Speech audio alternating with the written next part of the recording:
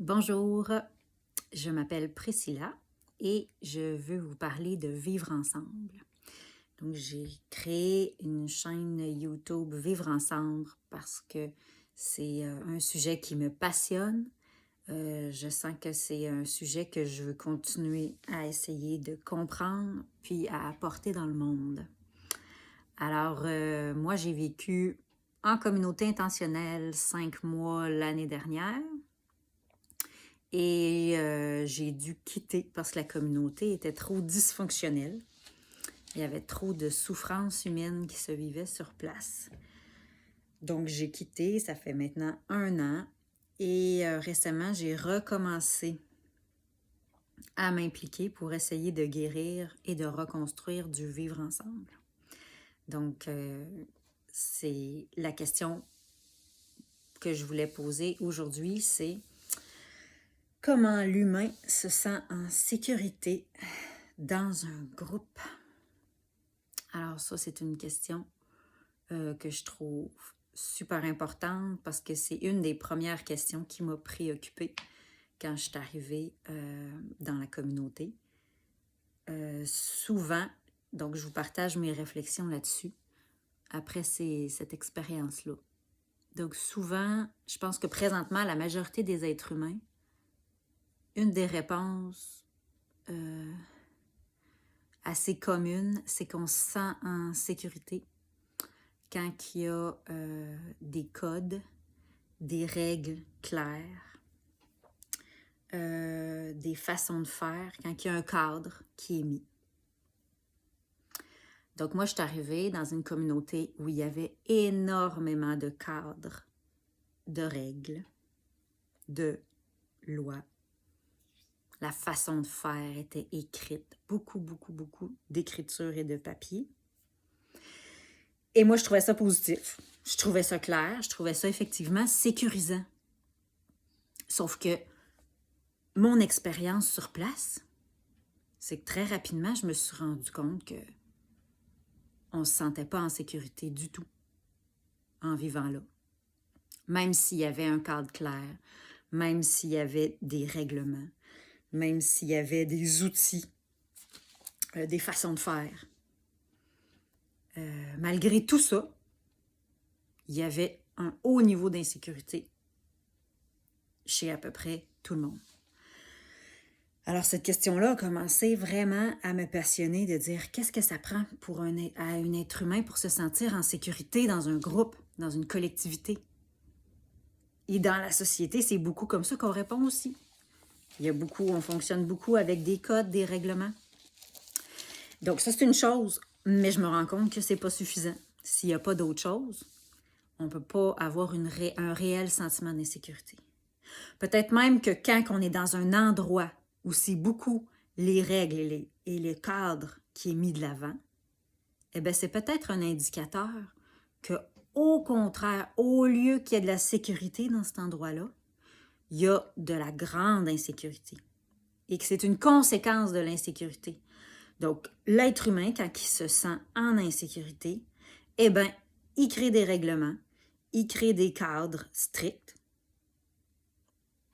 Plus tu es rigide, finalement, dans l'application de tes règlements, de tes cadres, ben, c'est peut-être signe qu'il y a plus d'insécurité chez les êtres humains qui sont dans cette communauté-là. En tout cas, c'est ce que je commençais à observer en arrivant là. Et donc, qu'est-ce que ça prend pour réellement se sentir en sécurité? Donc, probablement que c'est comme les clôtures. Donc, on se sent en sécurité quand on met des clôtures parce que en réalité, on ne se sent pas en sécurité dans notre voisinage. Si on a besoin d'une clôture pour se sentir en sécurité, c'est qu'à l'intérieur, en réalité, il n'y a pas de sécurité dans les relations.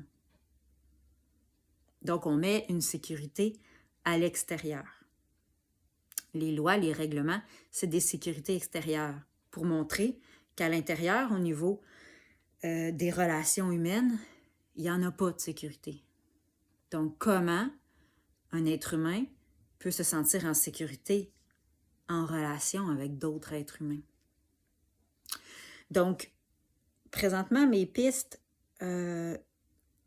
c'est, j'ai trouvé 4 points qui, avec mon expérience, m'ont été éclairés un peu pour nourrir votre réflexion. D'abord, quand il peut être lui-même. Donc, quand, dans la relation, l'être humain sent qu'il peut être lui-même, OK? Sans avoir de grosses réactions de la part de l'autre. OK? Donc, pour être soi-même, pour devenir... Parce que, hey, c'est quoi être soi-même? Ce que je veux dire par là, c'est d'aller voir chaque individu dans le groupe puis dire, « Hey, toi, là, c'est quoi que t'aimes vraiment? C'est quoi qui t'enthousiasme vraiment dans ce groupe-là? Qu'est-ce que tu as vraiment envie de faire? Qu'est-ce qui te donne de l'énergie?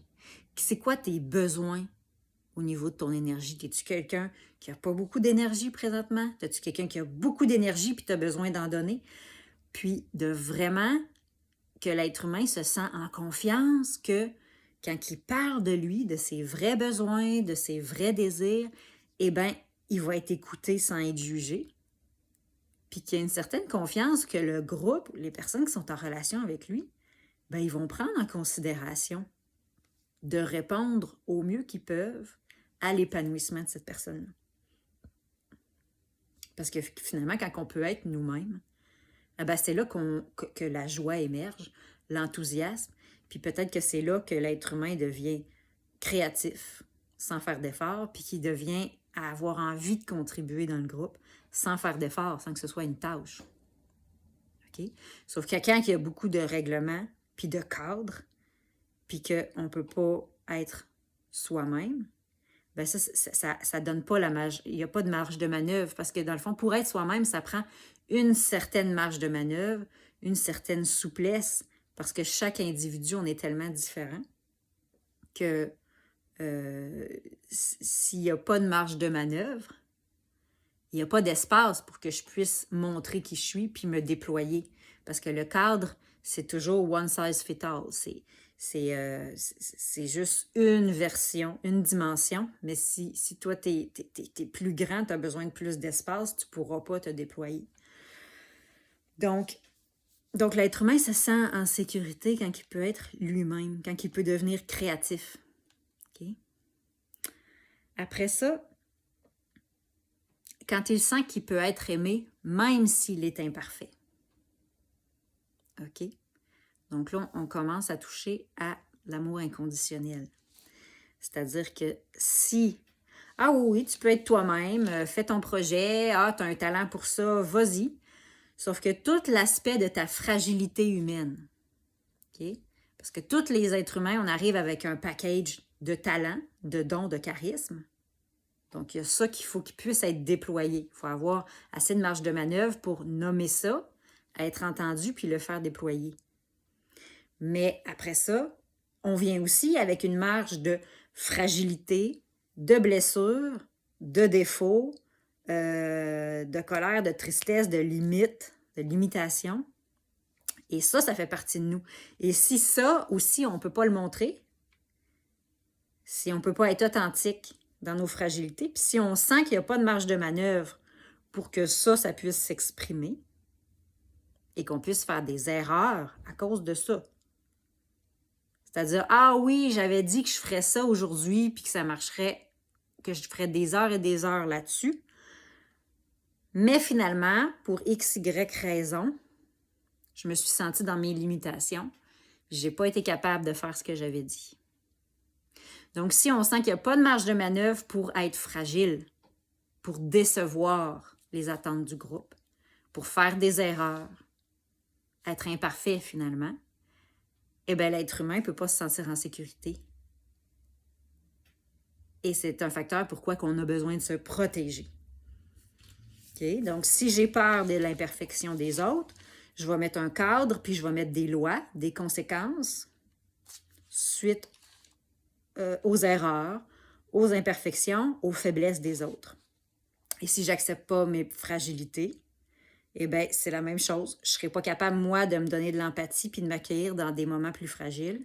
Je ne serai pas capable de le faire pour les autres. Fait qu'on va essayer de s'encadrer, de se mettre des lois, des conséquences, on se fie juste sur l'extérieur à ce moment-là parce que l'intérieur n'est pas capable d'accueillir les fragilités humaines. OK? Donc, travailler sur être capable d'accueillir les limitations et les fragilités uniques à chaque personne dans le groupe. Donc, il faut bien se connaître pour ça. OK? Il faut être authentique. Il faut pouvoir exprimer le beau, mes talents, mes dons, mon charisme, qu'il y ait de l'espace pour que ça s'envole, mais tout aussi important, de l'espace pour que je puisse exprimer mes limitations, mes fragilités, mes peurs, mes colères. Et d'avoir confiance.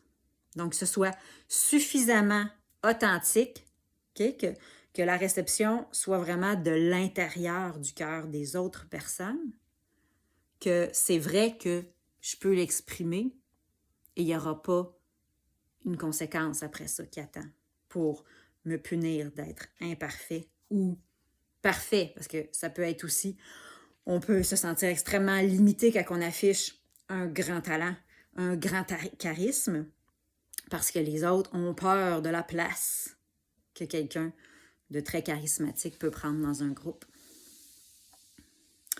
Donc, comment l'être humain se sent en sécurité dans un groupe quand il peut être lui-même, exprimer ses dons, ses charismes, ses talents, être créatif. Numéro 2, quand il sent qu'il peut être aimé même s'il est imparfait, donc il peut montrer sa vulnérabilité, ses fragilités, faire des erreurs dans ce groupe-là. Numéro 3, quand il peut vivre ses émotions en sécurité. OK? Donc, l'être humain vient avec des réactions émotives. OK? Il y a plein d'outils pour connaître nos émotions, apprendre à les reconnaître, les nommer. Mais quand il y a un groupe qui a peur des émotions humaines, OK? Puis qui met tout le temps le couvercle sur le chaudron de la peur, de la tristesse, de la colère, eh bien, ça fait que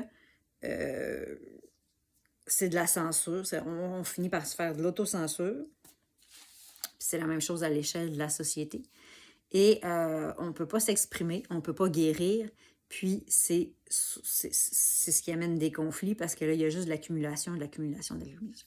Donc, il y a un espace dans le groupe pour pouvoir vivre une colère, surtout dans un milieu de vie comme une communauté intentionnelle, où est-ce que finalement, on ne peut pas vraiment passer à côté le fait que même si on a des outils, puis qu'on travaille sur soi, puis qu'on se responsabilise par rapport à nos émotions, il y a quand même toutes sortes de situations spontanées qui vont nous déclencher, puis qui vont arriver, puis qu'on va avoir un comportement pas idéal, on n'aura pas une réaction idéale, parce que la situation était trop dangereuse pour nous ou trop déclenchante.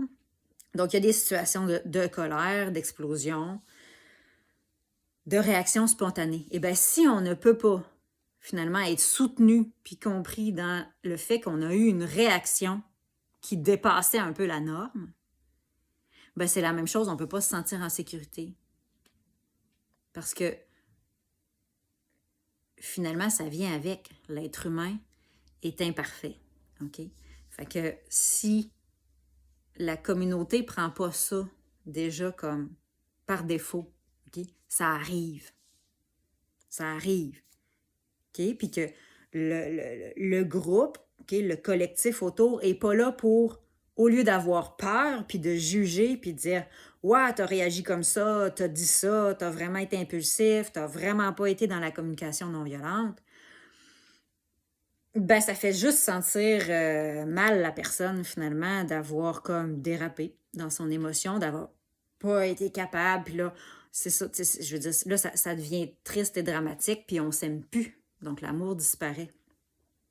Mais il faut être capable le collectif doit être capable de contenir ces situations émotives-là qui peuvent nous paraître, qui sont trop fortes sur le moment, mais soutenir l'intensité. Tu sais, de dire, ah oui, OK, là, je vois que là, l'émotion monte, OK, tu veux te fâcher, fâche-toi, tu sais, vas-y, puis que le groupe ait assez un courage émotionnel pour comprendre que ça arrive des fois, le bouton, il faut qu'il soit pété, Puis après ça, le groupe est assez mature pour prendre soin de ça. Sans mettre de la culpabilité et du jugement. Puis juste comprendre que c'est une expression qui avait besoin d'être exprimée, puis qu'en dessous, il y a des informations primordiales pour la communauté. Parce que si quelqu'un a pété une coche, eh ben, c'est sûr qu'en dessous, il y a des informations qui nous indiquent qu'il y a des besoins qui ne sont pas comblés. Donc, pour se sentir en sécurité, l'être humain doit sentir que son groupe est assez solide pour recevoir des émotions intenses. Donc, on doit se sentir aimé. Dans ce qui on est, dans nos talents, on doit se sentir aimé dans nos erreurs, dans nos faiblesses. Et on doit se sentir aimé dans nos émotions intenses. Parce que ça fait partie de la vie humaine. Même si on travaille sur soi, puis qu'on comprend le concept que nos émotions, c'est notre responsabilité. Dernier point, quand l'être humain n'est pas seul, il ne se sent pas seul. Donc, se sentir seul, isolé, fait qu'on ne se sent pas en sécurité. Puis des fois, ce que j'ai observé, c'est que même en communauté, on peut se sentir seul. Quand il n'y a pas assez, justement, de sécurité au niveau des relations, ben on se sent seul.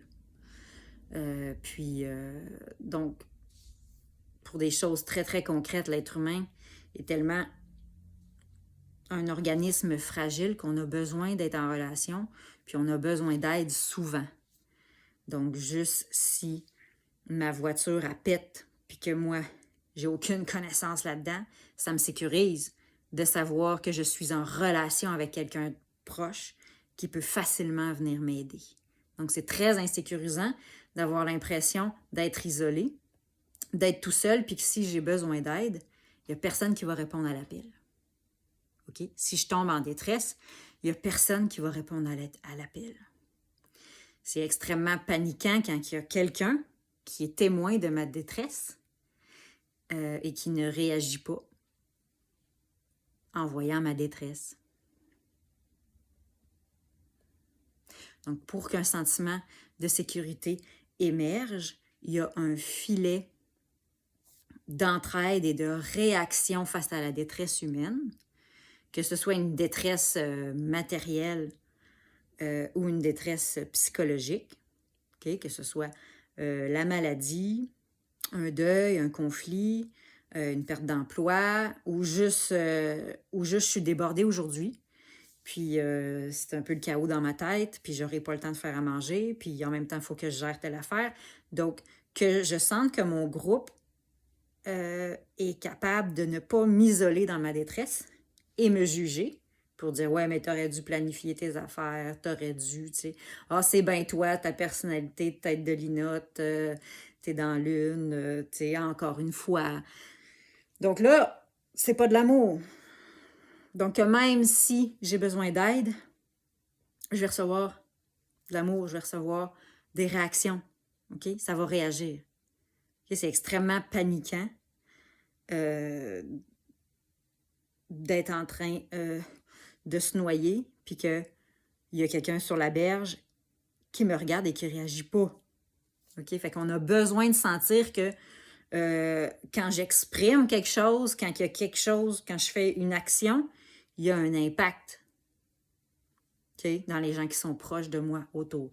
Ça donne un sentiment de sécurité. Je ne suis pas seule. Je ne suis pas isolée parce qu'on est trop fragile, les êtres humains, pour être isolés. On ne sait pas quoi faire. On ne connaît pas tout. Puis on se met dans des situations de fragilité où on a besoin d'un filet. Très, très souvent dans notre vie. Même au quotidien, en fait. Donc c'est ça.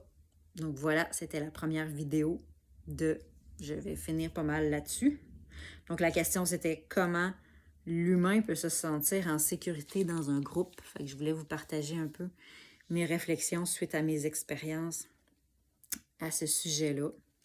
Donc si je résume, je pense qu'il peut y avoir des cadres de vie, des règlements, des codes qui sont écrits. Mais s'il y a juste ça, ça indique qu'il y a un haut niveau d'insécurité chez les êtres humains qui utilisent ces règlements-là. Puis qu'on a juste mis des clôtures extérieures pour être capable de se sentir en sécurité. Mais la vraie sécurité qui est durable, ça passe à l'intérieur dans la sécurité au niveau de la relation que j'ai. Okay? Donc, dans la relation, l'être humain doit sentir qu'il peut être lui-même. Il doit sentir qu'il peut être imparfait. Donc, il peut montrer qu'il est faible, montrer qu'il est fragile, montrer sa vulnérabilité. Et qu'en situation d'erreur, il peut montrer son erreur et continuer à être aimé et compris. Numéro 3, c'est qu'il peut exprimer des émotions intenses en sécurité. Okay? Ça, c'est tellement rare dans notre monde. Okay?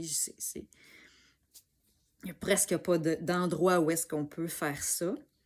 Mais si l'être humain arrive à donner un contenant à une personne qui a une émotion intense à vivre, oh, on vient de pogner une coche de grande sécurité, je pense. Et le dernier point, c'était de ne pas se sentir seul, d'avoir confiance que si je manifeste un besoin, si j'ai besoin d'aide, eh bien, il y a des gens qui vont réagir et qui vont donner le meilleur de ce qu'ils ont pour m'aider. Alors voilà, c'est ce qui met fin à cette première vidéo. Ça me fait plaisir de partager mes réflexions, mes observations suite à mes expériences sur comment construire du vivre ensemble sain et durable.